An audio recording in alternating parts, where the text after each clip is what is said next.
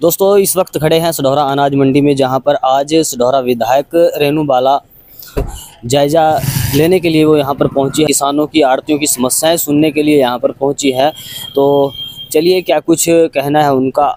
जो एक किसानों की समस्या लगातार सामने आ रही है मंडी से अनाज के उठान को लेकर और पेमेंट की समस्या जो किसानों की है उसको लेकर, तो बातचीत करेंगे। और जो राइस मिलर्स हैं एसोसिएशन के प्रधान हैं उनसे भी बात करेंगे और मंडी एसोसिएशन के प्रधान से भी बातचीत करेंगे।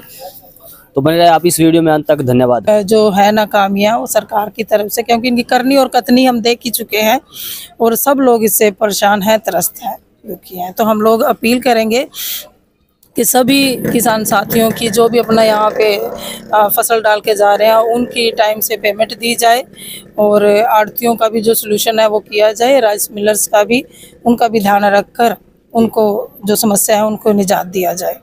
जिस तरह से पीछे बहुत से किसानों की फसलें खराब हुई हैं, बाढ़ आई है, तो अभी तक उनके मुआवजे भी लंबित हैं, शायद गिरदावरी भी नहीं हुई, तो उस पर क्या? हाँ देखिए, ये तो सरकार की नीति है जो अपनाई हुई है इन्होंने। अभी जो हमारे चाहे किसान की बात करें चाहे आड़ती की बात करें, अब लोग जो वादे ये करते हैं वो अपने उन वादों पे कहाँ खरा उतरते हैं।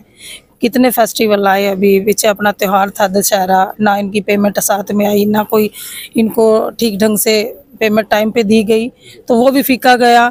और रही बात गिरदावरी की बात, मैंने पिछले 5 साल में भी जितने भी हमारे बेमौसमी बरसात हुई या बाढ़ आई उससे हमारे किसान साथियों की फसलें खराब हुई, वो मुद्दे हमने विधानसभा में उठाए भी और यही डिमांड्स रखी है कि जो भी किसान साथियों की फसलों का जायज़ मुआवजा बनता है वो मुआवजा उनको दें गिरदावरी करा के।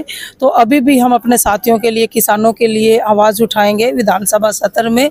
जब भी हमारा सेशन होएगा तो उसमें भी यही मुद्दा हम रखेंगे कि जो भी किसान साथियों की फसल खराब हुई है, पानी के खराबे से हुई है या वैसे नुकसान हुआ है, उसकी गिरदावरी करा के किसानों को उचित मुआवजा जल्दी से जल्दी दिया जाए। मैडम एक समस्या अनाज मंडी के साइड को लेकर भी है, अब ये लीकेज भी होने लगा क्योंकि काफ़ी पुराना हो चुका है, तो इसके समाधान के लिए आप क्या कुछ करेंगे? देखिए, हम सरकार की तरफ से डिमांड रखेंगे कि यहाँ पे जो मंडियों में दोबारा से जो शेड खराब हो चुके हैं इनको दोबारा रखवाया जाए और नए शेड की भी डिमांड रखेंगे ताकि यहाँ को किसानों को, आड़तियों को जो फैसिलिटी चाहिए वो मिल सके। मंडी एसोसिएशन के प्रधान जी आप हो, क्या समस्याएं इस मंडी में फेस करने पड़ती है? सबसे बड़ी तो मंडी बड़ी छोटी है। मंडी छोटी होने का जमींदार का माल नहीं सूख पाता, माल ना सूखने की दिक्कत है। मंडी ज़्यादा बड़ी होनी चाहिए। मंडी हमारी कम से कम 10 किलो की है। मंडी 1975 कटी हुई है। कटी होनी से जो 75 में कटी हुई उस टाइम तो मंडी बहुत थी। अब जो नाट बढ़ता गया तो मंडी छोटी होती चलेगी। अब तो कम से कम 10-15 किलो की मंडी चाहिए। यहाँ बनाए या बाहर बनाए मंडी। कितने गाँव के किसान इस मंडी में अपना अनाज लेके आते हैं?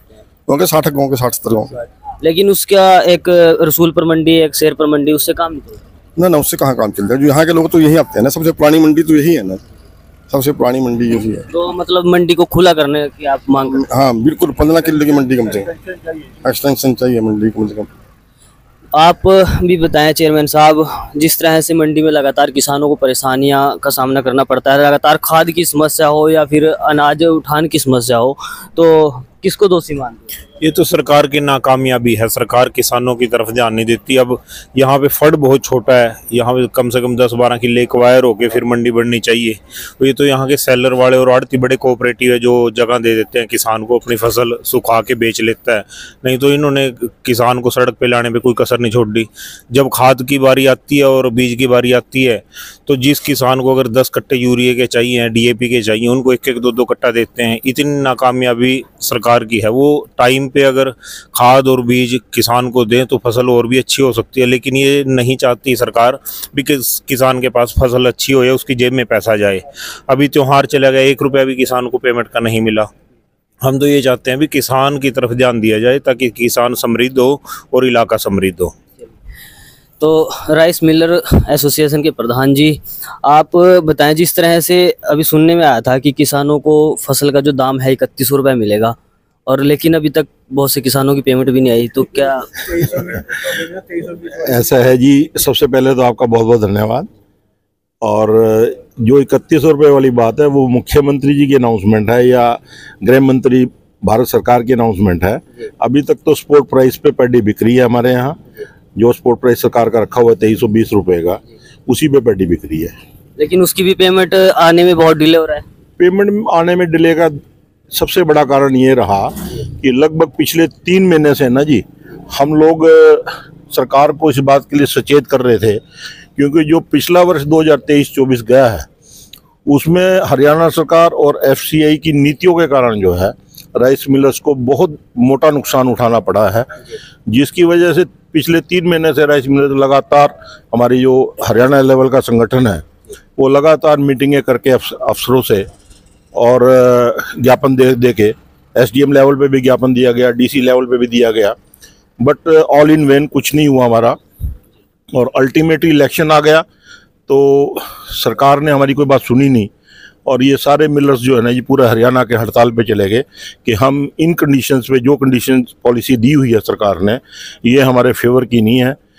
क्योंकि सबसे बड़ी प्रॉब्लम ये थी भी एफसीआई के पास स्पेस की बड़ी भारी प्रॉब्लम थी, जो पिछले साल भी रही और इस साल उससे भी ज़्यादा गहन समस्या थी। तो स्पेस की दिक्कत थी, जो जीरी में से चावल निकलता है उसकी परसेंटेज आउट टर्न रेशियो की दिक्कत थी, मिलिंग चार्जेस की दिक्कत थी।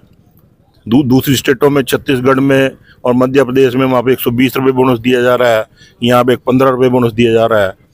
सरकार एफसीआई 10 रुपये मिलिंग देती है, तो हम लोग कम्पीट नहीं कर पा रहे थे इस काम में और मोटे लॉसेज हम लोगों ने उठाए थे, जिसकी वजह से मिलर्स माल नहीं ले रहे थे। और अब मुख्यमंत्री जी ने मीटिंग ली थी, तो उन्होंने हमें आश्वासन दिया इस बात का, आप लोग काम शुरू करो और हम आपकी सारी बातें जो भी हरियाणा लेवल की हैं उनको हल करेंगे और जो सेंटर लेवल की हैं उनको भी हल करवाएंगे। तो उनके आश्वासन के बाद ही हम लोग जो है इस काम पे वापस आए हैं और हम लोगों ने एग्रीमेंट्स किए हैं और अब हम पूरी स्पीड से जो है ना जी लिफ्टिंग भी कर रहे हैं, काम भी सारा ठीक ठाक कर रहे हैं। आप तो आंदोलनजीवी हो, कब आंदोलन कर रहे हो जिस तरह की समस्या किसानों को उठानी पड़ रही है? देखिए, अब जीरी की जो समस्या है वो पूरे सडोरा की अकेली नहीं, पूरे हरियाणा के अंदर की जो समस्या है। सरकार ने बड़े बड़े वादे किए 72 घंटे के अंदर पेमेंट डालने की, और अभी 3 दिन पहले दशहरे का त्यौहार था, उसकी वजह से किसानों का दशहरा फीका पड़ा, पूरा बाजार मंदा रहा, क्योंकि जो सारा जो सिस्टम है वो किसान के ऊपर घूमता है, तो उससे दशहरा फीका पड़ा। और मैं तो एक बात और कहना चाहता हूँ, इस सरकार में जब खाद की बात आती है, आज हमारे यहाँ पर डीएपी की बहुत भारी शॉर्टेज है। अब किसान को आलू के लिए भी डीएपी चाहिए, गेहूं बोने के लिए भी डीएपी चाहिए, और आज खाद नहीं है। अगर खाद किसी आढ़ती के पास आ भी जाता है, कंपनी इतनी मनमानी कर रही है कि एक डीएपी का कट्टा 1350 रुपए का, उसके साथ 1700 रुपए का और सामान खरीदना पड़ता है। जब यूरिया की बात आती है तो यूरिया नहीं मिलता, जब बीज की बात आती है बीज नहीं मिलता, तो किसान आखिर कहाँ जाएगा। तो हमारी तो सरकार से मांग है कि इसके ऊपर गौर करी जाए और किसानों को खाद भी मिले, जीरी की पेमेंट डले। आज 16 दिन बीत जाने के बावजूद भी किसान के खाते में 1 रुपया नहीं आया, क्योंकि जब कंपेन वाला खेत में जाता है, मजदूर खेत में जाता है, उसे हमको पैसे मांगता है। और आज बिल्कुल जेब खाली है, कुछ भी। आज रौनक देखो, आप बाजार में देखो, मंडी में देखो, कहीं भी नहीं है। और ये सभी मंडियों में डांग लगी पड़ी है जीरी की।